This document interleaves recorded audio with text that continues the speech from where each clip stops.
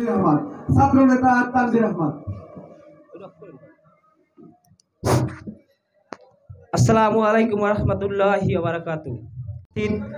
সম্মানিত অতিথিবৃন্দ এবং দূর দূরান্ত থেকে আগত ছাত্র ভাইয়েরা, সকলকে জানাই ইসলামী ছাত্র আন্দোলন বাংলাদেশ কাউনিয়া থানা শাখার পক্ষ থেকে সংগ্রামী শুভেচ্ছা ও মোবারকবাদ।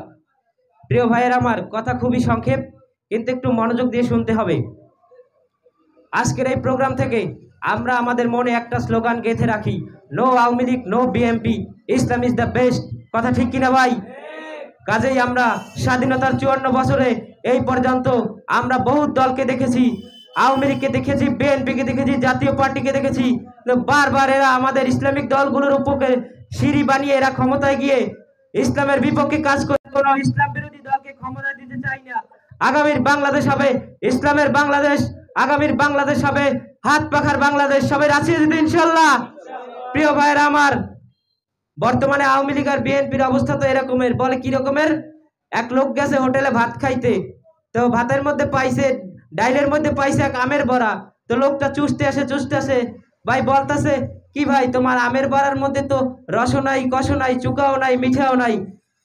লোকটা বলল, ভাই এই আমের বড়া যতবারই খাওয়া হয়েছে ততবারই আবার ডাইলের মধ্যেই ফেলে দেওয়া হয়েছে। কাজেই একই আমের বড়া বারবার চষার ফলে যেমন রসও লাগে না, কষও লাগে না, চুকাও লাগে না, মিঠাও লাগে না, তেমনি ভাবে 1991 থেকে 96 পর্যন্ত আমরা বিএনপিকে দেখেছি, 96 থেকে 2001 পর্যন্ত আমরা আওয়ামী লীগকে দেখেছি, 2001 থেকে 2006 পর্যন্ত আমরা বিএনপিকে দেখেছি, আবার আমরা আওয়ামী লীগকে দেখেছি। এই বিএনপির মধ্যে, আওয়ামী লীগের মধ্যে রস নাই, কষ নাই, চুকো নাই, মিঠা নাই। এরা ক্ষমতায় থাকলে দেশের মানুষ শান্তি পাবে না। আগামীর বাংলাদেশ হবে ইসলামের বাংলাদেশ, আগামীর বাংলাদেশ হবে হাত পাখার বাংলাদেশ। সবাই রাজি আছেন ইনশাআল্লাহ? প্রিয় ভাইয়েরা আমার, আর আমি বক্তব্য বাড়াবো না, একটি কথা বলেই আমি আমার বক্তব্য শেষ করতে চাই।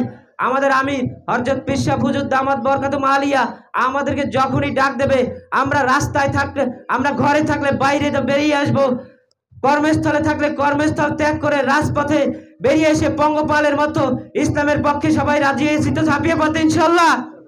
প্রিয় ভাইয়েরা আমার, আমি আর কোনো বক্তব্য দিতে চাই না, একটি কথাই বলতে চাই। আমাদের আমির হযরত পীর সাহেব হুজুর দামাত বরকাতুহু আলিয়া, আপনারা সকলেই তার সম্পর্কে অবগত আছেন। আমাদের আমির, নায়েবে আমির, এমন দুজন লোক পেয়েছি যাদের বিষয়ে আমাদের কোনো বিন্দু পরিমাণ সন্দেহ নাই। কাজেই আমাদের আমির যখনই ডাক দেবে, আমরা যে যেখানে থাকি কেন, শত কর্মব্যস্ততার মধ্যেও ইসলামের পক্ষে আমরা সবসময় রাজপথে ঝাঁপিয়ে পড়ব। এই বলে আমি আমার বক্তব্য শেষ করছি। আসসালামু আলাইকুম ওয়া রাহমাতুল্লাহি ওয়া বারাকাতুহু।